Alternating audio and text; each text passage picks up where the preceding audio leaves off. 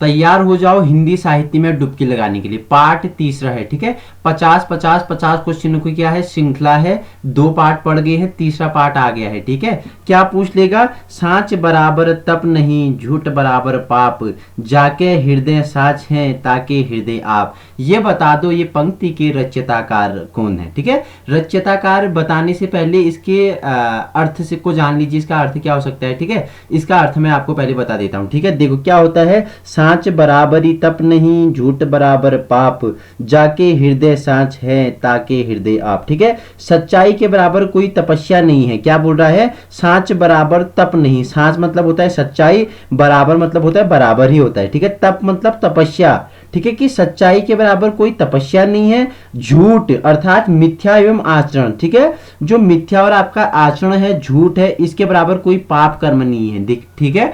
आपका जो मिथ्या है, झूठ है, आप में झूठ बोलने की आदत है, मिथ्या है, और क्या है, आचरण है, उसके बराबर पाप कर्म नहीं है, ठीक है। जिसके हृदय में सच्चाई है उसी के हृदय में भगवान निवास करते हैं, ठीक है। जिसके हृदय में क्या है, सच्चाई है, उसी के हृदय में कौन निवास करते हैं, परमपिता आत्मा महान प्रभु भगवान क्या करते हैं, वास करते हैं, ठीक है। तो देखो, साँच बराबर तप नहीं, झूठ बराबर पाप, जाके हृदय साँच है ताके हृदय आप, ठीक है। सच्चाई के बराबर कोई तपस्या नहीं है, झूठ मिथ्या आचरण के बराबर कोई पाप कर्म नहीं है। जिसके हृदय में सच्चाई है उसी के हृदय में भगवान निवास करते हैं, ठीक है। तो आइए प्रारंभ करते हैं आज की श्रृंखला, ठीक है।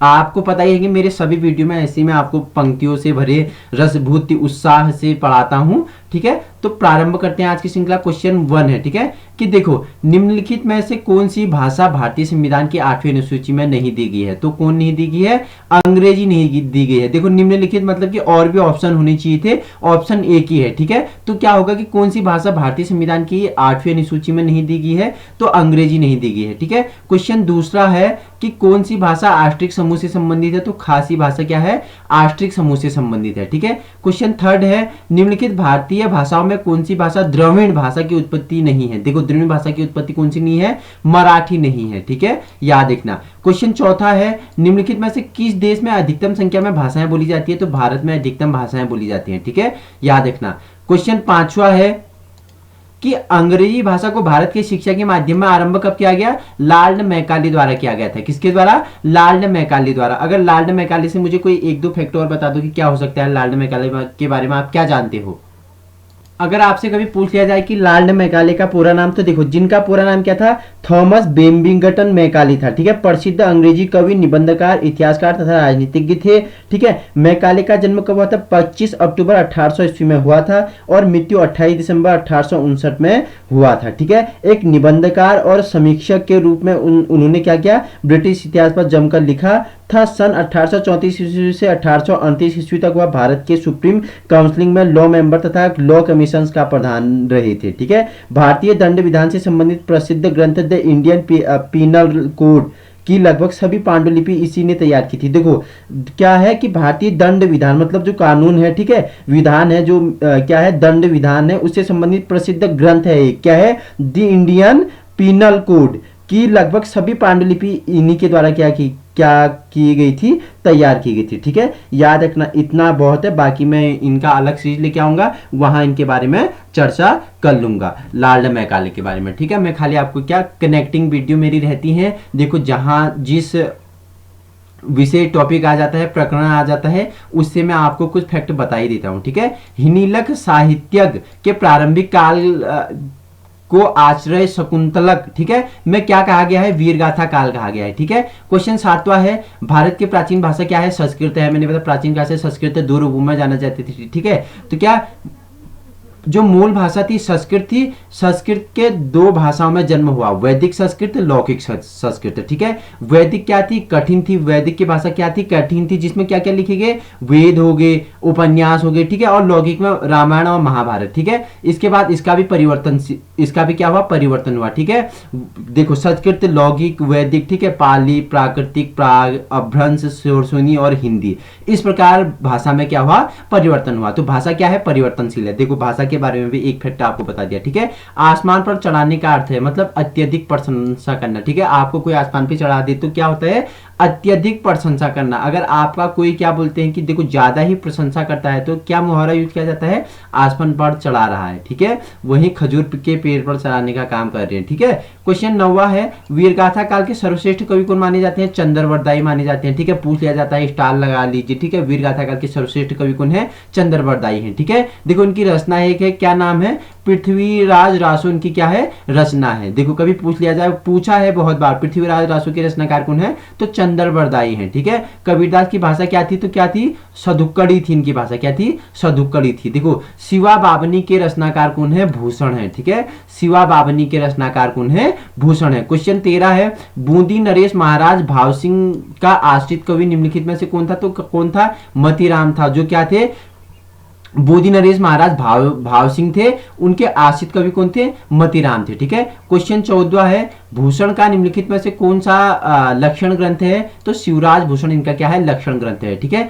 किस रचना की सर्वाधिक टीकाएं लिखी गई हैं, तो बिहारी सस्सी की रचना की सर्वाधिक क्या टीकाएं लिखी गई हैं, ठीक है। वीरगाथा काल के कवि नहीं है, कौन नहीं है, नामदेव हैं। देखो ऑप्शन भी होनी चाहिए थे, क्या हुआ कि ऑप्शन टाइपर ने इसमें ऑप्शन हटा दिए हैं, ठीक है, तो नहीं है, ज्यादा इंपॉर्टेंट नहीं है, क्योंकि ऑप्शन दिए नहीं है तो क्वेश्चंस का कोई वजूद बनता ही नहीं। तो मैं आपको बता देता हूं फिर भी, ठीक है। वीरगाथा काल के कवि नहीं है, नामदेव हैं, तो नहीं कौन है, नामदेव है। कौन कौन है, तो मुझे है बता दो आप, तो कौन कौन है वीरगाथा काल के, देखो मैं आपको बता देता हूं एक बार, ठीक है। देखो यहाँ तो ऑप्शन नहीं दिया है तो मैं आपको बता देता हूं। देखो कवि कौन है, नरपति नाल है किसके, वीरगाथा काल के, ठीक है। बीसलदेव रासो, चंद्रवरदाई जिनने क्या लिखी थी, पृथ्वीराज रासो लिखी थी, ठीक है। और जगनिक हो गया, ठीक है, और क्या जगहण हो गया, नलहर सिंह हो गया, दलपति विजय हो गया, अमीर खुसरो हो गया, विद्यापति हो गया, ठीक है, इनने पदावली की रचना की थी, ठीक है। अब देखो प्रश्न कैसे बन सकता है कि तो निम्नलिखित में से कौन कवि वीरगाथा काल का नहीं है, ठीक है। आपको दे दे क्या, पृथ्वीराज राजू ये दे दे, ठीक है, चंद्रवरदाई दे दे, ठीक है, और दलपति विजय दे दे, अमीर खुसरो दे दे, और एक आपको नामदेव दे दे। तो आपको क्या गेस करना है कि नामदेव नहीं है, बाकी सब क्या है, वीरगाथा काल के कवि हैं, ठीक है। क्वेश्चन 17 की ओर बढ़ते हैं। हिंदी कविता को छंदों की परिधि से मुक्त कराने वाले थे, कौन थे, सूर्यकांत त्रिपाठी निराला जी, ठीक है। सूर्यकांत इनका त्रिपाठी इनका नाम था। इन्हें टाइटल क्या दिया था, निराला दिया था, ठीक है। इनकी प्रमुख रचनाओं के बारे में बता दो मुझे, ठीक है, पूछा गया है। कुकुरमुत्ता किसकी रचना है, पूछा गया है, बहुत ही वेरी इंपॉर्टेंट है, तो सूर्यकांत त्रिपाठी द्वारा कुकुरमुत्ता रचा गया है, ठीक है। और कौन कौन से हैं सूर्यकांत त्रिपाठी निराला जी के, बताओ, प्रमुख छायावादी कवि में से एक इनका नाम है, ठीक है। बताओ और कौन कौन से इनके रचनाएं हैं, बता दो मुझे एक दो कोई और। देखो और कौन कौन से हैं, देखो एक ही जैसे हैं सभी। देखो अनामिका 1923 ईस्वी में प्रकाशित हुई थी, ठीक है। परमेल 1930 ईस्वी में प्रकाशित हुई थी। कुकुरमुत्ता हो गया, नए पत्ते हो गए, गीत गुंज हो गई, सांध्य कांकली हो गई, और तुलसीदास हो गई, गीतिका हो गई, ठीक थी। अनामिका, परमेल, कुकुरमुत्ता, नए पत्ते, गीत गुंज, सांध्यकालीन, तुलसीदास, गीतिका। अगर आपको और भी इनके बारे में जानना है तो मेरे क्या हिंदी साहित्य के छायावादी कवि में आप सुमित्रानंदन पंत जी के बारे में पढ़ सकते हो, वहीं जयशंकर प्रसाद के बारे में पढ़ सकते हो, वहीं महादेवी वर्मा के बारे में भी पढ़ सकते हो। वहीं उनमें एक महत्वपूर्ण स्थान रखते हैं हमारे सूर्यकांत त्रिपाठी निराला जी, ठीक है, जिनका जन्म कब 1899, ठीक है, 21 फरवरी 1899 महिषादल मेदिनीपुर में हुआ था। पिता का नाम राम सराय त्रिपाठी था। मृत्यु कब हुई, 1961 में हुई। पत्नी का नाम क्या था, मनोहरा देवी था। निराला ने काव्य संसार में प्रथम व अंतिम तथ्य निम्नलिखित है। देखो प्रथम इनने अनामिका लिखा था और अंतिम क्या लिखाई थी, सांध्य काकली लिखी थी, ठीक है। प्रथम कविता की बात करते जूही की कली थी, 1916 में प्रकाशित हुई थी। और अंतिम कविता की बात करते पत्रोकंठित जीवन का विष बुझा हुआ है, इनकी अंतिम क्या थी, कविता थी। तो ये है हमारे किसके बारे में बताया मैंने आपको, सूर्यकांत त्रिपाठी निराला जी के बारे में बताया था, ठीक है। छायावादी कवि के रूप में प्रमुख स्थान है इनका भी, जिस प्रकार मैंने जयशंकर प्रसाद, महादेवी वर्मा, सुमित्रानंदन पंत होगी, और उनके बाद हमारे सूर्यकांत त्रिपाठी निराला जी होगी। और ज्यादा जानना है तो आप कहाँ जाएंगे, मेरे हिंदी साहित्य के जो छायावादी कवि हैं उनमें जाके आप वहां से इनके बारे में पढ़ सकते हो, ठीक है। क्वेश्चन 18वां है, पल्लव के रचयिता कौन है। देखो पल्लव के रचयिताकार कौन है, हमारे प्रकृति के चितेरे कवि के नाम से जाने जाते हैं सुमित्रानंदन पंत, ठीक है। चिदम्बरा के लिए ज्ञानपीठ पुरस्कार दिया गया था, ठीक है, पंत जी को, ठीक है। पंत जी क्या हो गए, 68 के हो गए, ठीक है, 68 के हो गए, तो चिदम्बरा दे दिया गया इन्हें, ठीक है। ज्ञानपीठ पुरस्कार हिंदी साहित्य का सर्वश्रेष्ठ पुरस्कार है, चिदम्बरा के लिए दिया गया था। और इनके बारे में क्या क्या जानते हो बता दो, मेरी जो वीडियो है उनमें यही एक खासियत है कि आपको कनेक्टिंग करते हुए चलता हूं, ठीक है। और क्या क्या इनकी प्रमुख रचनाएं हैं बता दो मुझे सुमित्रानंदन पंत के। तो और क्या क्या है सुमित्रानंदन पंत की रचनाएं? उच्छ्वास हो गया 1920 ईस्वी में प्रकाशित है, ग्रंथि 1920 में इनकी प्रकाशित है, वीणा हो गया 1927 में प्रकाशित है, ठीक है, पल्लव हो गया, गुंजन हो गया, ठीक है, ये इनकी रचनाएं हैं। और वही क्या है, वीणा, ग्रंथि, पल्लव, गुंजन, ज्योत्सना, ठीक है, युगांत, युगवाणी, ग्राम्या, ठीक है, युगांत, युगवाणी, ग्राम्या, ज्योत्सना, गुंजन, पल्लव, ग्रंथि, वीणा, ठीक है। अगर वही नवचेतनवादी काव्य की बात करें तो देखो स्वर्ण किरण, पतझड़ हो गया, स्वर्ण धुरियों का, लोकायतन हो गया, उत्तरा, रजत शिखर, अतिमा सवर्ण, वाणी, काव्य रूपक, कला और गुणाचार, पौ फटने से पहले, किरण, वीणा, ठीक है। अगर बता दूं आपको, देखो एक महत्वपूर्ण फैक्ट बताता हूं मैं इनसे, ठीक है, सुमित्रानंदन कृत पल्लव की भूमिका को छायावाद का घोषणा पत्र, ठीक है, मैनिफेस्टो कहा जाता है, ठीक है। इनकी कृत क्या है, पल्लव है, उसे क्या छायावाद का क्या कहा जाता है, घोषणा पत्र, मैनिफेस्टो कहा जाता है, ठीक है। वही पंत जी को क्या संवेदनशील इंद्रिय बोध का कवि कहा जाता है, क्या कहा जाता है, संवेदनशील इंद्रिय बोध का कवि कहा जाता है। सुमित्रानंदन पंत मूल रूप से क्या अरविंद दर्शन से प्रभावित थे, प्रकृति का चितेरा कवि, सुकुमार कवि भी कहा जाता है। वही कामायनी को, ठीक है, श्याम नारायण पांडे ने विश्व साहित्य का 8वां महाकाव्य घोषित किया है। देखो कामायनी को श्याम नारायण पांडे ने इनका क्या 8वां महाकाव्य घोषित किया है। वही सुकुमार कवि सुमित्रानंदन पंत ने जो कामायनी को हिंदी का ताजमहल की संज्ञा दी है, क्या दी है, हिंदी को ताजमहल की संज्ञा किस कृति को दी गई है, सुमित्रानंदन पंत की कामायनी को दी गई है, ठीक है। वही बात करो तो कहां के निवासी थे ये, मिनी स्विट्जरलैंड ऑफ इंडिया, ठीक है, हाँ इंडिया में छोटा स्विट्जरलैंड कहां से आ गया, तो कौसानी की बात कर रहा हूं मैं, ठीक है, कौसानी में जन्मे थे, ठीक है। जन्म कब हुआ था, 1900 में हुआ था, ठीक है, 20 में 1900 में कौसानी में हुआ था, मृत्यु 1977 में इलाहाबाद में हुआ था, ठीक है। वही इनका बाल्य नाम क्या था, पूछ लिया जाता है कि सुमित्रानंदन पंत जी का बाल्य नाम क्या है, गुसाई दत्त है, ठीक है। पिताजी का नाम गंगादत्त पंत है, माताजी का नाम सरस्वती देवी है। इनकी प्रथम कविता का नाम बता दो, सुमित्रानंदन द्वारा जो पहली कविता लिखी गई तो क्या नाम था उसका, उसका नाम था गिरजे का घंटा, 1916 में प्रकाशित हुई थी, ठीक है। इतना मैंने आपको क्या बता दिया इनके बारे में, जो महत्वपूर्ण फैक्ट थे, तथ्यबल एंड फैक्टेबल, मैं दोनों ही बात करता हूं, ठीक है, तथ्यों को फैक्टों से कनेक्ट करते हुए चलता हूं, जितना आपके लिए महत्वपूर्ण था वो भी मैंने आपको यहां बता दिया। बाकी अगर प्रकृति के चितेरे कवि के बारे में आपको जानना है, क्या हिंदी का श्रेष्ठ ज्ञानपीठ पुरस्कार से नवाजा गया, चिदम्बरा के लिए 1968 में दिया गया था, ठीक है। इनके बारे में और जानना है तो आप कहां जा सकते हो, मेरे प्लेलिस्ट पे जा सकते हो, हिंदी साहित्य के, ठीक है। नेक्स्ट है देखो चिंतामणि या चितामणि, ठीक है, के रचयिता है, तो कौन है चितामणि के रचयिता, रामचंद्र शुक्ल है, ठीक है। चिंता किन्हें होती है भक्तों की, रामचंद्र को होती है, ठीक है। चिंता किन्हें होती है भक्तों की, रामचंद्र जी को होती है। देखो और मुझे कुछ रचनाओं के नाम बता दो रामचंद्र शुक्ल की, और क्या क्या रचनाएं थी, तो और क्या थी इनकी बताओ मुझे, और क्या थी रचना बता दो मुझे, एक और बता दो कोई, चलो मैं बता देता हूँ, ठीक है। हिंदी साहित्य का इतिहास भी इनके द्वारा लिखी गई थी, ठीक है। और क्या क्या लिखी गई थी बताओ मुझे कोई, इतना तो आपको पता होना ही चाहिए, अगर आप मेरे YouTube चैनल पे हैं तो आपको मैंने बताया है, सभी के बारे में व्याख्यात्मक रूप में बताया है, ठीक है। और एक दो रचनाएं बता दो मुझे इनकी, जो हमारे क्या है रामचंद्र शुक्ल जी हैं, इनकी एक दो रचनाएं और बता दो मुझे कोई, कमेंट पे बता दो। अगर आप आए हैं तो मेरे YouTube चैनल पे आपको पता तो होना चाहिए कि इनकी और कौन कौन सी रचनाएं हैं, मैंने आपको विस्तार पूर्वक बताया है। तो ठीक है, देखो चिंतामणि तो ये है, और कौन कौन से हैं, चिंतामणि तो है ही, ठीक है। और बताओ मुझे और क्या क्या, रस मीमांसा, ठीक है, और सूरदास भी इनकी क्या है रचना है, ठीक है। बाकी आपको ज्यादा पढ़ना है तो आप मेरे हिंदी साहित्य के प्लेलिस्ट पे आके इनके बारे में पढ़ सकते हो। क्वेश्चन नंबर नेक्स्ट है 20 की ओर बढ़ते हैं, ठीक है। सबसे पहले अपनी आत्मकथा हिनीस में किसने लिखी थी, सबसे पहले अपनी आत्मकथा हिनीस किसने लिखी थी, राजेंद्र प्रसाद ने लिखी थी, ठीक है। क्वेश्चन 21 की ओर बढ़ते हैं, क्या है कि देखो आंचलिक रचनाएं किससे संबंधित है, तो किससे है आंचलिक रचनाएं, क्षेत्र विशेष से संबंधित होती हैं, ठीक है। वही निर्गुण भक्ति काव्य के प्रमुख कवि, निर्गुण है तो और दूसरा भी हो सकता है, ठीक है। तो देखो भक्ति काल को दो भागों में, दो शाखाओं में बांटा था, एक सगुण भक्ति काल, एक निर्गुण भक्ति काल। तो क्या पूछना है, निर्गुण भक्ति काव्य के प्रमुख कवि कौन थे, कबीरदास थे, ठीक है। सगुण भक्ति के कौन थे बताओ मुझे, सगुण के आप बताओगे, ठीक है, आपके लिए सस्पेंस है, आप बताओगे, ठीक है। मैंने पहले भी बताया है, आपके लिए क्या कमेंट के लिए रख रहा हूं कि सगुण जो भक्ति काल था शाखा थी उसके कौन कौन से कवि थे, ठीक है। निर्गुण के कौन है, कबीरदास हैं, ठीक है। 23वां है क्वेश्चन, हिंदी के सर्वप्रथम प्रकाशित पत्र का नाम, पहले भी बता दिया, उदंड मार्तंड, ठीक है, सबसे पहले प्रकाशित पत्र है ये हिंदी का, ठीक है, उदंड मार्तंड, ठीक है। 24 प्रश्न है, छायावाद के प्रवर्तक का नाम जयशंकर प्रसाद, ठीक है, छायावाद के प्रवर्तक किसे माना जाता है?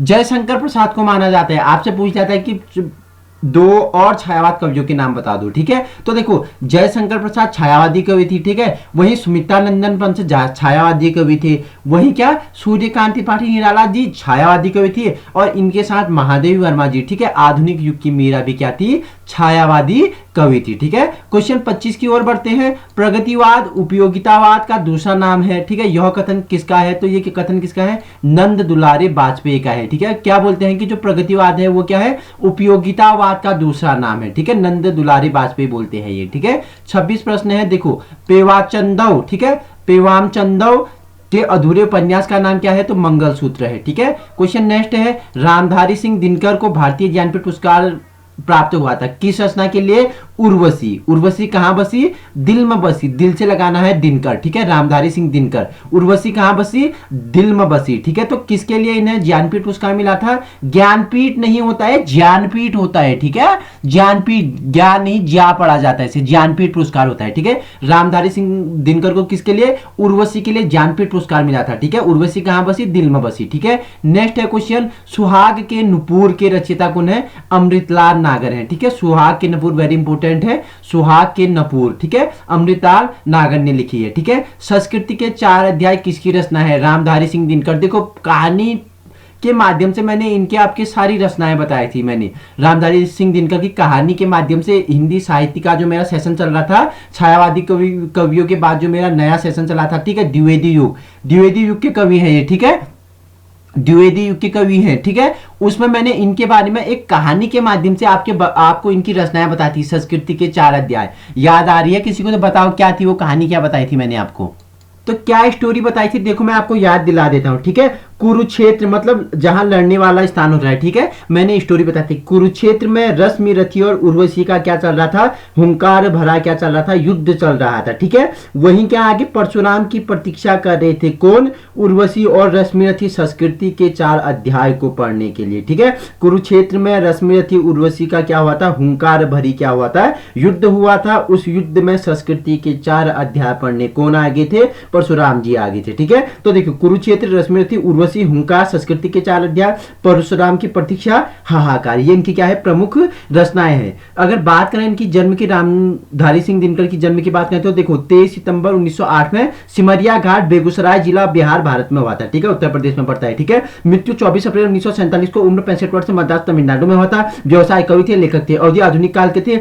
इनकी विधा क्या थी? गद्य पद्य दोनों थी। विषय क्या था? कविता, खंड काव्य, निबंध, समीक्षा, साहित्यिक, राष्ट्रवाद, प्रगतिवाद थे, ठीक है। उल्लेखनीय कार्य मैंने बता दी। कुरुक्षेत्र में रश्मि रथी और उर्वशी का हुंकार भरा युद्ध चल रहा था, ठीक है। संस्कृति के 4 अध्याय पढ़ाने परशुराम आ गए वहां पे, ठीक है। वही सम्मान बात करते हैं, 1959 में साहित्य अकादमी पुरस्कार मिला है, पद्म विभूषण हो गया, ज्ञानपीठ पुरस्कार 1972 में किसके लिए? कौन बसी थी इनके दिल में? उर्वशी बस गई थी, ठीक है। उर्वशी बसी तो इनको क्या मिल गया? ज्ञानपीठ पुरस्कार से नवाजा गया, ठीक है। तो मैंने आपको ये उनसे महत्वपूर्ण तथ्य बता दिए, ठीक है। क्वेश्चन नेक्स्ट है, 30 की ओर बढ़ते हैं। देखो अशोक के फूल निबंध है, ठीक है, निबंध संग्रह है के रचयिताकार कौन है? हजारी प्रसाद द्विवेदी हैं, ठीक है। अशोक के फूल कहां खिले? हजारों बागों में खिले। कितने रंग के खिले? 2 रंग के फूल खिले। अशोक के फूल कितने रंग के थे? 2 रंग के थे। कहां खिले? हजारों बागों में खिले। तो अशोक के फूल के रचनाकार कौन हो गए? हमारे हजारी प्रसाद द्विवेदी जी होगी, ठीक है। अशोक के फूल खिले कहां खिले? हजारों बागों में खिले 2 रंग के, ठीक है। अशोक के फूल जो निबंध संग्रह इसके रचनाकार हमारे हजारी प्रसाद द्विवेदी जी हैं, ठीक है। बाकी व्याख्यात्मक रूप में इनकी रचनाएं जानना है तो मेरे साहित्य वाले सेशन पे आप चले जाओ, ठीक है। क्वेश्चन 31वां है, झन्ना काव्य संग्रह है के रचयिता कौन है? जयशंकर प्रसाद है, ठीक है। झन्ना क्या है? काव्य संग्रह है, इसके रचयिता कौन है? जयशंकर प्रसाद जी है, ठीक है। दुरिति दुख दैन्य ते तब जात, ठीक है। अपचरित जरा मरण भूत पात पंक्ति के रचनाकार कौन है? सुमित्रानंदन पंत जी है। किसने लिख दी? दुरित दुख दैन्य न ते जब जात अपचरित जरा मरण भूत पात के पंक्ति के रचनाकार कौन है? सुमित्रा नंदन पंत जी हैं। ठीक है, क्वेश्चन 33 है, निराला के राम तुलसीदास के राम से भिन्न और भवभूति के राम के निकट हैं, यह कथन किस हिंदी आलोचक का है? तो किसका है? डॉक्टर रामविलास शर्मा जी का है। क्या है कि बोलते हैं कि निराला के राम तुलसीदास के राम से भिन्न है। देखो जो निराला जी के जो राम है वो किससे भिन्न है? तुलसीदास जी के राम से भिन्न है, भवभूति के राम के निकट है। जो भवभूति के राम है उनके निकट है। यह कथन किस हिंदी आलोचक का है? तो किसका है? डॉक्टर रामविलास जी का है। ठीक है, राम जी में भेद किसने कर दिया? राम जी ही अपने में भेद कर सकते हैं, बाकी कोई इस धरती पे जन्मा ही नहीं जो राम जी में क्या कर सके? भेद कर से। निराला के राम तुलसीदास के राम से भिन्न है। रामविलास शर्मा। क्वेश्चन 34 है, ऑक्सीजन लेवल आपका कम नहीं होना चाहिए। ठीक है, एनर्जी लेवल बनाए रखें क्योंकि बहुत ही इंटरेस्टिंग, बहुत ही फैक्टिंग कैक्टिंग, ठीक है, कनेक्टिंग एंड फैक्टिंग वीडियो है। देखो वेरी इंपॉर्टेंट है, ऐसा नहीं कि कुछ भी उठा के डाल दिया, आप देख लो। बहुत ही गुड संकलन है, इतना अच्छा संकलन आपको कहीं मिल नहीं सकता है। ठीक है, कोई ऐसे इंपोर्टेंट संकलन है तो आप देखो एनर्जी बनाए रखना। क्वेश्चन 34वां है, राम की शक्ति पूजा में निराला की इन दो कविताओं का सार तत्व समाहित है। किसमें है? देखो राम की शक्ति पूजा में निराला की इन दो कविताओं का क्या है? सार तत्व समाहित है। जागो फिर एक बार और तुलसीदास। क्या? जागो फिर एक बार और तुलसीदास। ठीक है, जागेंगे जरूर, जाग रहे हैं। ठीक है, तो तुलसीदास दोबारा जागेंगे। ठीक है, इसमें है। ठीक है, 35 है, भारत भारती क्या है? एक काव्य है, के रचनाकार कौन है? मैथिली शरण गुप्त जी हैं। ठीक है, 36 है, मनुष्य के आचरण के प्रवर्तक भाव या मनोविकारी ही होते हैं, बुद्धि नहीं। ठीक है, क्या बोले कि जो मनुष्य के जो आचरण के प्रवर्तक होते हैं वो भाव या मनोविकार ही होते हैं, बुद्धि नहीं होती है। यह कथन किसके हैं? यह कथन किसका है? रामचंद्र शुक्ल जी के है। आपका आचरण अच्छा होगा तो आपको किसकी प्राप्ति होगी? मनुष्य को अगर आचरण उसका क्या होगा? अच्छा होगा, भाव होगा, मनोविकारी होगा, तो उसको रामचंद्र जी की प्राप्ति होगी। तो ठीक है, मनुष्य के आचरण के प्रवर्तक भाव या मनोविकारी ही होते हैं, बुद्धि नहीं। कथन यह किसका है? रामचंद्र शुक्ल जी का है। ठीक है, क्वेश्चन 37 है कि रस मीमांसा, ठीक है, रस सिद्धांत से संबंधित पुस्तक है। इस पुस्तक के लेखक कौन है? आचार्य रामचंद्र शुक्ल हैं। ठीक है, आप क्या भक्ति करोगे राम की तो आपको क्या प्राप्ति होगी?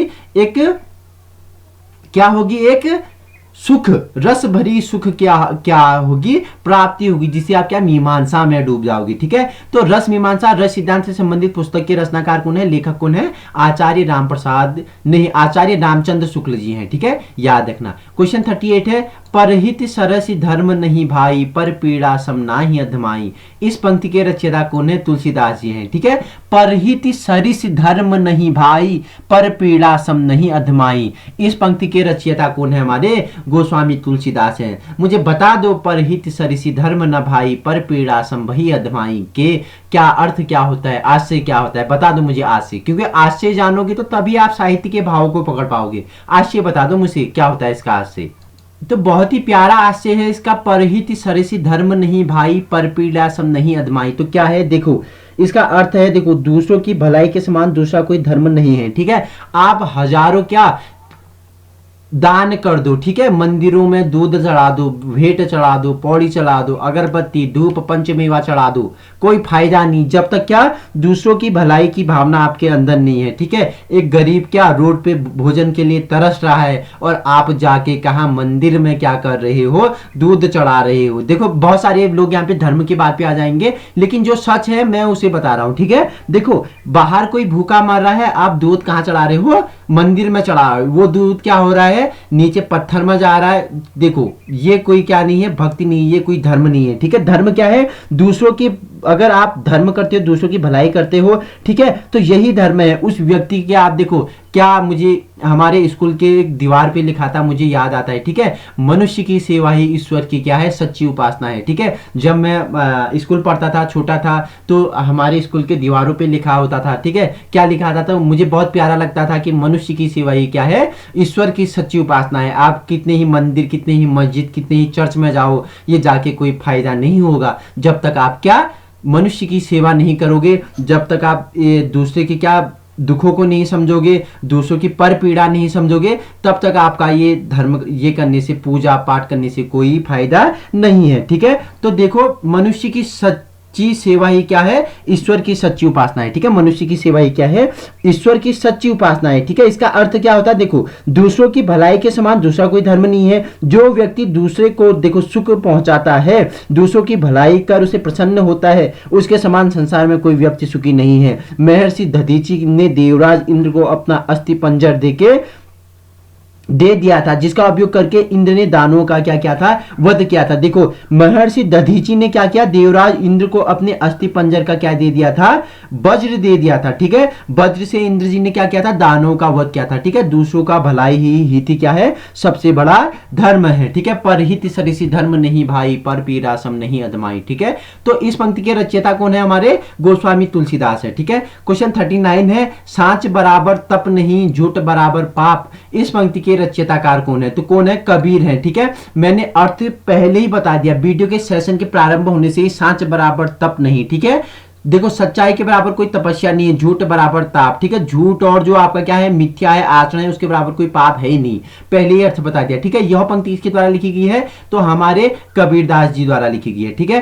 क्वेश्चन 40 है, अष्टछाप के सर्वश्रेष्ठ भक्त कवि कौन है, सूरदास जी हैं। ठीक है, क्वेश्चन 41 है, भूषण किस रस के कवि थे, तो भूषण वीर रस के कवि थे। ठीक है, देखो क्वेश्चन 44 है, 42 है, हिनीलस का आदि कवि किसे माना जाता है, तो स्वयंभू को क्या माना जाता है, हिनीलस के आदि कवि माना जाता है। ठीक है, 43 है, उपन्यास और कहानी में मूल अंतर क्या होता है, उसका विषय निरूपण होता है। उपन्यास और कहानी में क्या क्या होता है, विषय निरूपण ही उसका मूल अंतर होता है। ठीक है, हिनीलस पत्रिका कादम्बिनी के संपादक कौन है, राजेंद्र अवस्थी है। ठीक है, 45 है, रामधारी सिंह दिनकर किस रस के कवि माने जाते हैं, वीर रस के कवि माने जाते हैं रामधारी सिंह दिनकर। ठीक है, वही 46 है, सूर्यकांत त्रिपाठी निराला को कैसा कवि माना जाता है, तो क्रांतिकारी कवि माना जाता है सूर्यकांत त्रिपाठी निराला जी को। ठीक है, कुकुरमुत्ता इनकी क्या है, प्रमुख रचना है जो पूछा गया है बार बार परीक्षा में। ठीक है, 47 क्वेश्चन है, चारु शब्द का जो शुद्ध भावात्मक संज्ञा है क्या है, चारुता है। ठीक है, चारु शब्द का शुद्ध भावात्मक क्या है, संज्ञा क्या है, चारुता है। ठीक है, क्वेश्चन 48 है, हिंदी भाषा की बोलियों के आधार पर क्या छत्तीसगढ़ी बोली है, तो क्या है, पूर्वी हिंदी के अंतर्गत आती है। ठीक है, 49 है, उपन्यास जनेंद्र कुमार द्वारा रचित है, क्या है, परख है। ठीक है, मैंने क्या बताया था आपको, कहां की राजकुमारी बताई थी, बताओ बताओ बताओ बताओ, कहां की राजकुमारी बताई थी, एक तो परख है। देखो स्टोरी टेलिंग के माध्यम से मैंने इनकी भी क्या बताई थी आपको, रचनाएं बताई थी। ठीक है, नीलम देश की राजकन्या, ठीक है, इनकी ही रचना है। ठीक है, इनने अपने कुमार, इनका क्या था, बेटा था। ठीक है, कुमार किसका था, जनेंद्र राजा थे, इनका बेटा कुमार था। इन्होंने नीलम देश की राजकन्या का क्या की, परख की अपने बेटे कुमार के लिए, किसके लिए, कुमार के लिए विवाह करने के लिए। ठीक है, परख और नीलम देश की राजकन्या किसकी है, ये हमारे जनेंद्र कुमार जी की है। ठीक है, स्टोरी के माध्यम से बताया, बाकी आप पिछले वाले सेशन में जाके पढ़ सकते हो। ठीक है, क्योंकि यहाँ ज्यादा समय नहीं लूंगा। देखो कामायनी किस प्रकार का ग्रंथ है, महाकाव्य ग्रंथ है। ठीक है, किसका है मैंने आपको बताया था। ठीक है, कामायनी किसका ग्रंथ है, कमेंट में बताओ। 10 बार मैं आपको कामायनी के बारे में मैंने बता दिया, इसके जितने महत्वपूर्ण फैक्ट हैं मैंने पिछले वीडियो में बताई। कामायनी किस प्रकार का ग्रंथ है, ये तो महाकाव्य है, लेकिन किसके द्वारा रचित है और क्या संज्ञा दी है इसे। ठीक है, कामायनी को क्या संज्ञा दी गई है वो बता देना। ठीक है, क्वेश्चन अंतिम है, 51 है। ठीक है, गागर में सागर भरने का कार्य किस कवि ने किया था, तो किसने किया था, गागर में सागर। देखो कितने, मतलब कि गागर कितना छोटा होता है, गागर में ही सागर भर दिया, किसने भर दिया, बिहारी लाल ने भर दिया। ठीक है, ऐसे कवि थे। ठीक है, गागर में ही क्या कर देते, सागर भर देते। इनकी रचनाएं क्या थी, ऐसे ओतपोत थी। ठीक है, ऐसे उत्साह से ओतपोत थी कि गागर में ही क्या कर देते, सागर भरने का कार्य करते थे हमारे बिहारी लाल जी। ठीक है, तो आज का सेशन यही पूरा होता है। 51 क्वेश्चन लिए हमने जो वेरी इंपॉर्टेंट है। ठीक है, रचनाएं ली थी। ठीक है, और क्या ली थी, प्रमुख जो पंक्तियां कही गई हैं हमारे कवियों के द्वारा, उनके बारे में पढ़ लिया था। ठीक है, और भाषाओं के बारे में भी बताया। ठीक है, सेशन बहुत ही इंपॉर्टेंट है। आने वाले एसआई हो गया, पुलिस हो गया, फायरमैन हो गया, फॉरेस्ट गार्ड हो गया, लैब टेक्नीशियन हो गया, और जितने भी देखो वीपीडीओ हो गया, वीडियो हो गया, लेखपाल हो गया, और वहीं एआरओ। ठीक है, और वहीं क्या कनिष्क सहायक, जितने भी यूके ट्रिपल एससी के एग्जाम होने वाले हैं उनके लिए वेरी इंपॉर्टेंट होने वाला है। ठीक है, आने वाला लोअर पीसीएस का एग्जाम है 3 तारीख को, उसमें भी बहुत ही ज्यादा बेनिफिट मिलने वाला है आपको। ठीक है, अगर आपने मेरे हिंदी साहित्य लैंग्वेज के सीरीज देखे होंगे तो आपके क्या हिंदी के प्रश्न छूटे छूटेंगे नहीं, आप उन्हें मिस कर ही नहीं सकते हो। 101% आप वहां जाके क्या करोगे, उन्हें बना के आओगे, क्योंकि मैंने सभी आपको कहानी के माध्यम से समझाए हैं। आपको क्या होगी, कोई प्रॉब्लम होगी नहीं। एक बार आपने देख लिया, आपको वहां पे पेपर पे ऑप्शन पे मिल जाएगा, तो आप क्या कर दोगे, टिक लगा दोगे। कैसे लगाओगे, देखो आपको एग्जांपल देता हूं, ठीक है। कैसे, देखो पृथ्वी, जो पृथ्वीराज रासो के रचनाकार कौन है, ठीक है, तो कौन है, चंद्रबरदाई हैं, ठीक है। पृथ्वी पे किसका अधिकार था, चंदों का था, चंदों का था, क्योंकि वो थे, वो वरदानी थे, उन्हें वरदान मिला था, ठीक है। पृथ्वी रासो की किसकी रचना है, चंद्रबरदाई की है, ठीक है। वही मैंने एक और बताया था, देखो किस पल्लव के रचनाकार, ठीक है, सुमित्रानंदन पंत। पल्लव से क्या होता है, देखो कितनी बार गगरियां फूटी, ठीक है। देखो पल्लव मतलब कि नए नए कोपले फूटना, ठीक है। पल्लव मतलब नए नए कोपले फूटना। कहां फूटे, सुमित्रा के पंत में फूटे। कहां फूटे, सुमित्रा के पंत में क्या फूटे, नई नई पल्लव में फूटे हैं। चिंतामणि, चिंता की न होगी, रामचंद्र को होगी अपनी भक्तों पे, ठीक है। तो मैंने आपको कहानी के माध्यम से बताई है। आज का सीरीज यही समाप्त होता है। नेक्स्ट सीरीज में कल आपके लिए लेके आऊंगा हिंदी साहित्य का जो VIMP होगा, प्रमुख रचनाएं, कवि एवं पंक्तियां होंगी। Thank you.